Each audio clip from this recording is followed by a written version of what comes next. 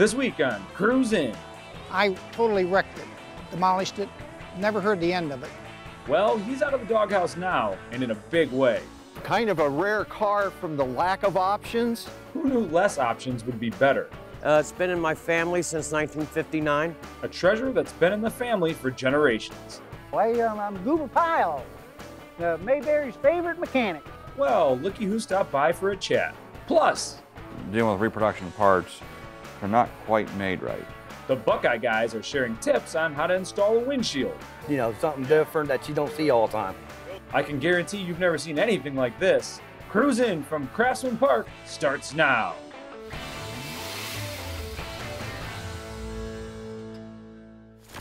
It's summertime fun here on Cruise In. Hi, I'm Will Burge, and this week we're at Craftsmen Park in Portage Lakes, Ohio. And since it's summertime, I brought my son along for some free labor. So behind me is the lake, over there are some classic cars. Let's get started.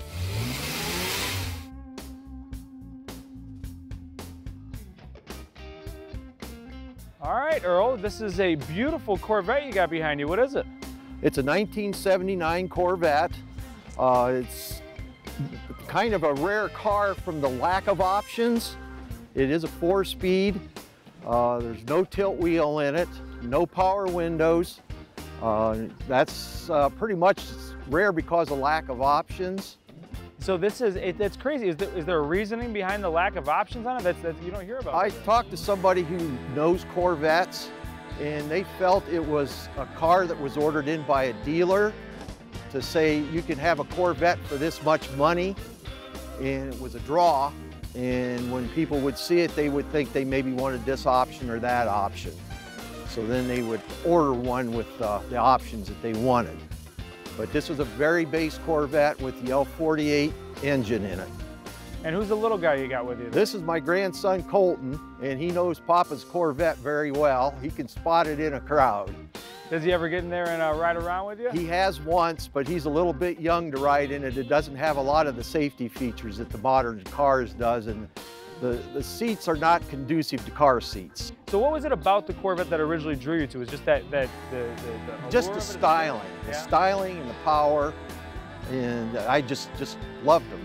There was somebody in our town that had a 62, and I fell in love with it. Was there ever a time in your life where you almost pulled the trigger on getting one before? In 1975, but I was into motorcycles then, and I just didn't feel I could afford to do it. It's, have you ever gotten it on the road, get the speeds up there a little bit? What have you gotten it up to? Oh, probably 90 at the most. I love the interior in there too. Yeah, it's the red leather interior, which is surprising, but the option for the interiors, there was no charge, so you could get leather or cloth. Oh, very nice. What's your favorite thing about owning this car? I guess I like the attention is part of it, but it's just fun to drive. A lot of fun.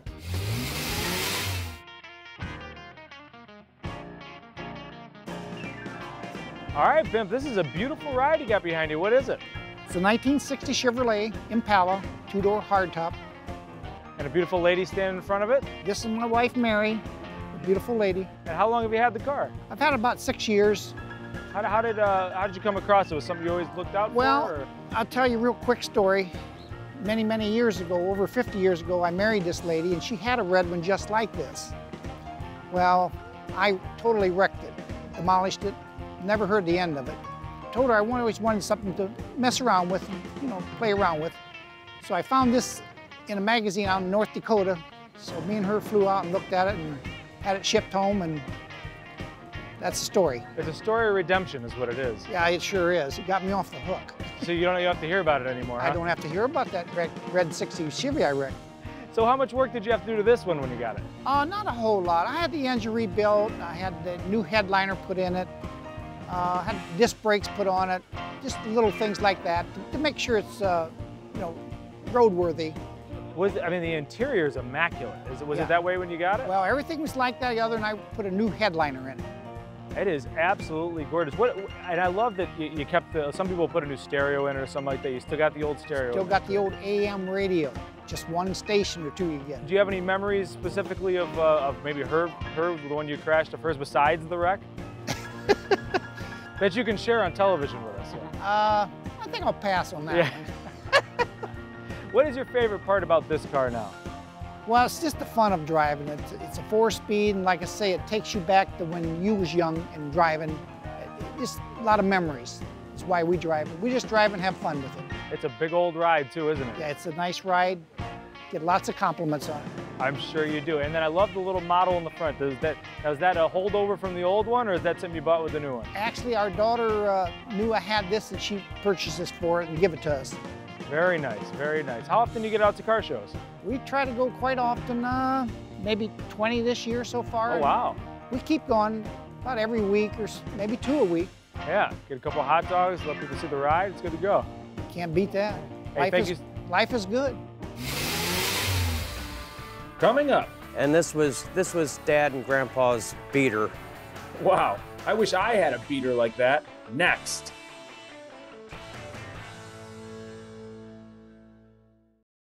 From project to pride and joy, the restoration specialists at Buckeye Classic Car Restoration can make your dreams come true. Our master body, paint, and mechanical technicians have over 100 years of experience. They do research, can communicate every detail of the restoration process, and their restorations win big-time awards. Buckeye Classic Car Restoration cars have been winning awards since 2001. Let the restoration specialists at Buckeye Classic Car Restoration turn your project into an award winner. Welcome back to the Craftsmen Park Car Show on Cruise In.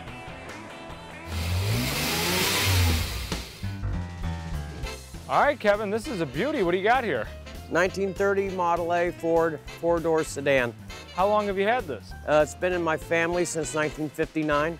Wow. So you remember riding around this as a little kid, huh? Oh yeah, yes. Originally, what was this used for in your family? Drive to work. Oh, this was a work car? Yeah. And this was your father's car? My grandfather bought it, and then my dad had it. So you remember, what's the earliest memory you have of riding this? I'd say driving to West Virginia when I was 4 years old with my dad and grandfather, and this on a hunting fishing trip. So not only is a work truck, a hunting fishing truck, and now here it is at a classic car show. Did you ever think it was going to be here with you when you were that young? No, not at all. And a trip to West Virginia in this thing, what does that feel like on the backside after a little while? It'll wear you out. Yeah? Yeah, long drives are tiresome. So it's been in the family a really long time, and at what point did you guys decide, hey, this is a collector's item, we need to keep it around? Was it just a car that it was just used for a really long time, or? Well, we had other antique cars growing up, and this was Dad and Grandpa's beater. Oh, this was the beater? Yeah, and in '72 we decided to restore it.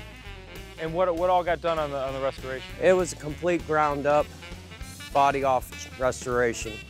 Did you get to help out with that too? Oh yeah, a lot of it. It was all done at home by the family. Really? Yeah. So that makes it even that much more special. Family restoration. Very cool. So what was the hardest part of the restoration when you guys did it ground up? I would say paint and body. Even then, I mean, that's still a while back from now, but it still had to be pretty hard for parts and some of those things back then as well, huh? Yeah, some parts were a little bit difficult to find then, yeah. What do you think was the hardest one you guys had to come across? The travel trunk. Yeah, I was actually just going to ask you about that trunk. That is, it's very cool. You don't see that very often. Yeah, that's an original accessory, and the trunk has never been restored. It's as it was made. Wow, that's crazy. And it's got the couple little drawers there to put ties. It has matching luggage. Yeah, really? Yes. So how much, how much can you fit in there? Is it a good amount of stuff? Could you take that on a trip with you? Yeah. Yeah. Take everything you need with you. And I like the interior too. It kind of offsets the outside colors. Is that the same thing back to original there as well? Yes, and my mother did every stitch of that. Really? Yeah, my mother did the upholstery. True family project. Oh yes, yeah, every bit of it. How long did it take her to put that upholstery together? I think she worked on it maybe 2-3 months. Wow. Oh, it's and how about the horn as well? How loud is the horn on this? Because I see it up front. It's loud. Yeah? It's a loud auga horn. Yeah. So if someone's not pulling away at a red light, you give them a little scare. I get requests to honk the horn constantly. Do you charge for that? I should. You should charge for that. I love the hat too, by the way. Oh, Does that come with the car, or did you buy that recently? Just got it. Yeah. All right, Tim, you look awful familiar. Where do I know you from? Probably know me from the Andy Griffith Show. I'm Goober Pyle, Mayberry's favorite mechanic. This is so cool. So you have the full character going on. You got the car here. What's behind you? It's a 1962 Ford Galaxy 500. Ford Motor Company furnished all the cars for the Andy Griffith Show. And in order to qualify for a squad car, we ran from 1960 to 68. So this happens to be a 62. So how often do you go out? How often are you goober? Oh, not enough. I could do it every day, but Judy. But we do fundraisers, shows, events. I travel with a group of other tribute artists, and that's what we call ourselves. And what got you into this? It's funny, I had watched Inside the Andy Griffith Show back on TV Land one day, and there was a special event in Mount Airy called Mayberry Days. So my mom and my sister are great fans. So we said, we got to go to that. So we went down one year, and when I went for the first year, there wasn't a Goober tribute artist. And on the way home, my sister goes, you know, if you dress up, you look just like Goober on the Andy Griffith Show. So the next year I went back in character. I've been doing it for 14 years now. I travel the country with 9 other tribute artists. Oh yeah, and yep. you've met. I mean, you have a whole book of famous people. I mean, who are some of the people you've met? I've met George Lindsay, of course, numerous times. Jim Neighbors. I got to meet Don Knotts, Betty Lynn, Thelma Lou, Ronnie Shell, Lou Ann Poovey, who was Elizabeth McCrae, Miss Bunny, Barbara Stewart. And just this past year at Mayberry Days, I had the great opportunity to meet Barbara Eden, who played on one episode of the Andy Griffith Show, the lady manicurist, and Clint Howard, Ron Howard's brother, who was little Leon on the Andy Griffith Show, I got to meet this past summer. So it's been just fabulous, something I never would have expected to have the opportunity to do when I knew I was going to dress up as Goober. Who was the most impressed by your Goober impression of all the people? Well, you say that. I would say George Lindsay, because he met with a gentleman that started the Andy Griffith Rerun Watchers Club chapter in Nashville, and George lived in Nashville because he was on Hee Haw for 20 years. And George would always ask Jim, is there anybody doing me yet? So one day, Jim Clark, who attends all the Mayberry events, showed George some pictures of me in black and white dressed up as Goober. And George Lindsay told Jim, he says, what do you want me to do with these, Jim? I got enough pictures of me dressed up as Goober. And Jim said, George, this ain't you. We got you a tribute artist. And he was just thrilled. That is awesome. It's a great story. We appreciate you showing us everything. Keep up the great work and keep doing the parades and charity stuff. That's really awesome. Thank you very much. And one more Goober for us before we go. Judy. Yeah. Right on. Next up. All I'm doing here is just taking this string and I'm just running it down inside this gap here. The Buckeye guys install a windshield with a clothesline. Next on Cruise In.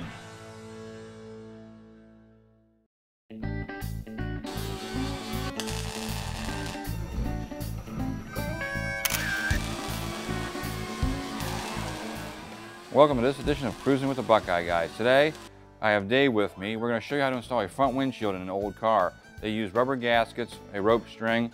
You pull it in tight, and we put the stainless on afterwards, and it's good to go. It's pretty simple, and we'll show you how to do it at home.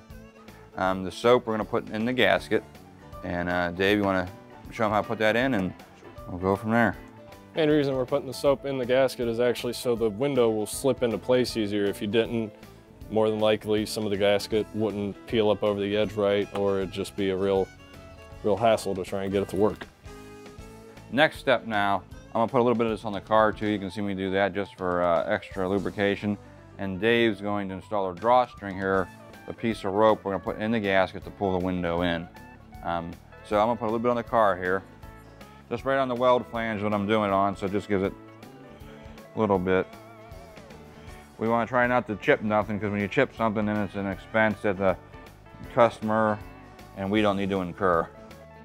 Now what I'm actually doing is there's a lip that goes around the whole edge of this gasket. It only fits on, the only gasket only fits on one way, so you want to make sure that this lip is going to actually be facing inside the car. Because what it's going to do whenever we pull this rope, it's going to take and lift this up and it's gonna peel it and catch on that weld flange that you just put soap on. And a reason why too, we also put the soap on there. When you're pulling this rope, if this is hard rubber and it's not pliable, that's gonna pull this gasket right off the window and it creates a bigger problem. So we try to make it easy as possible. All I'm doing here is just taking this string and I'm just running it down inside this gap here.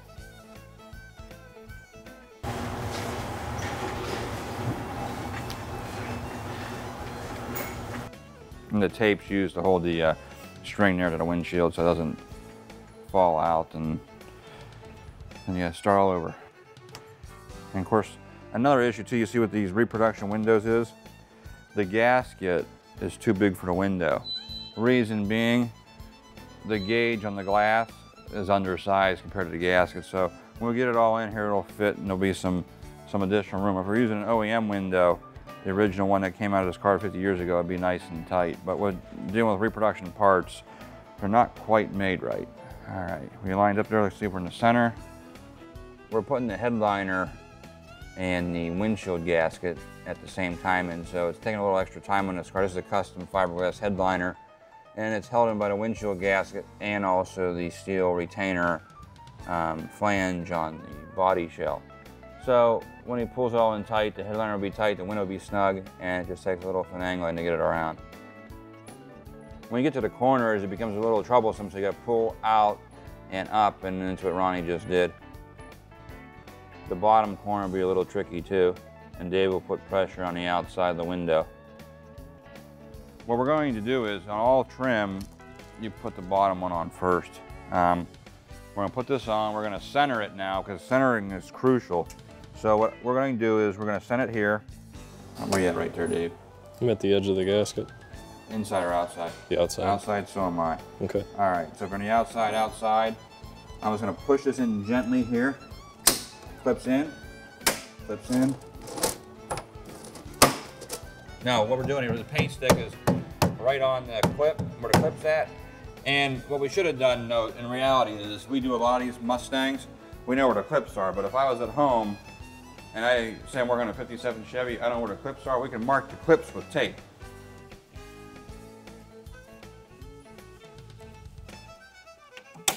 Okay, there we go. All right.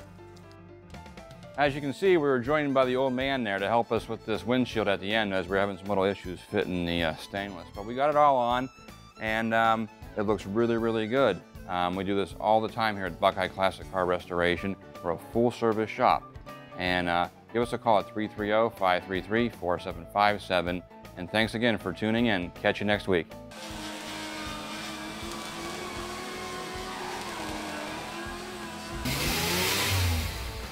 Coming up, Over 200. it's a car show wherever they go. Next on Cruise In.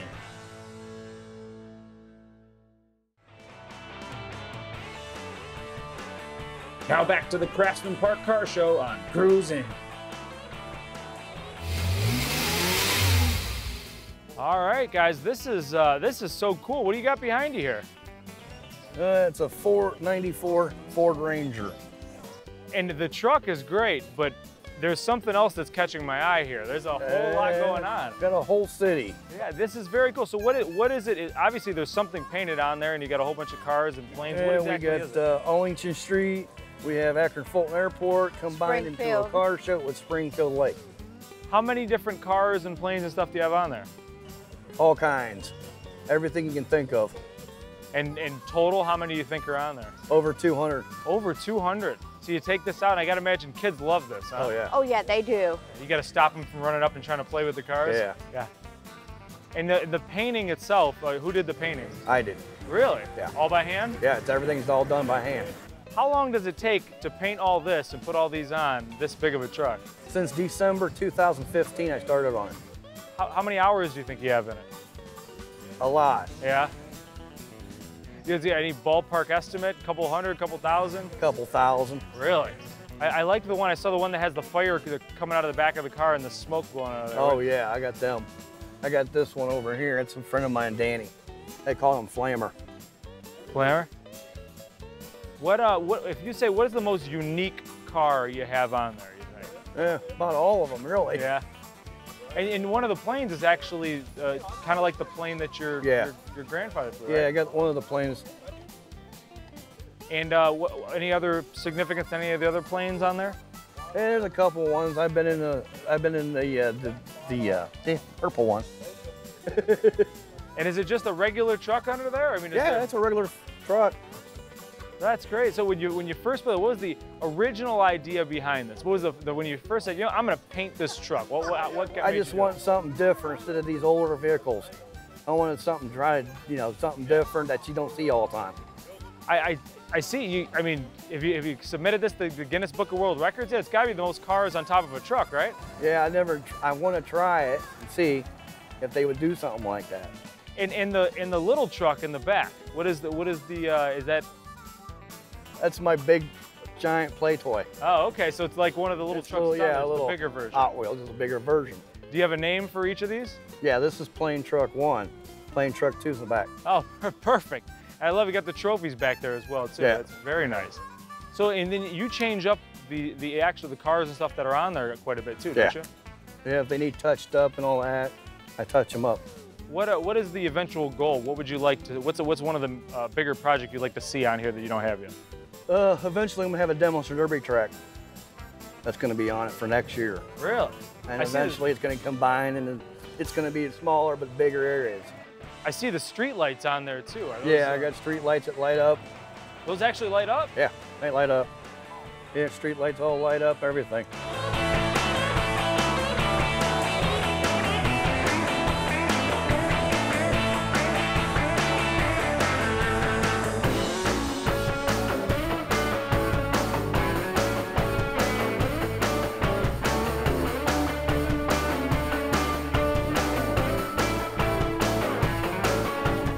Well, what an unbelievably gorgeous day it was out here at Craftsmen Park in Portage Lakes, Ohio. Great cars, beautiful scenery. Thanks to everybody who had us out here, and I feel like I'm forgetting something. What am I forgetting? That's right, this guy. For him and for me, we're saying so long until next time on Cruise In.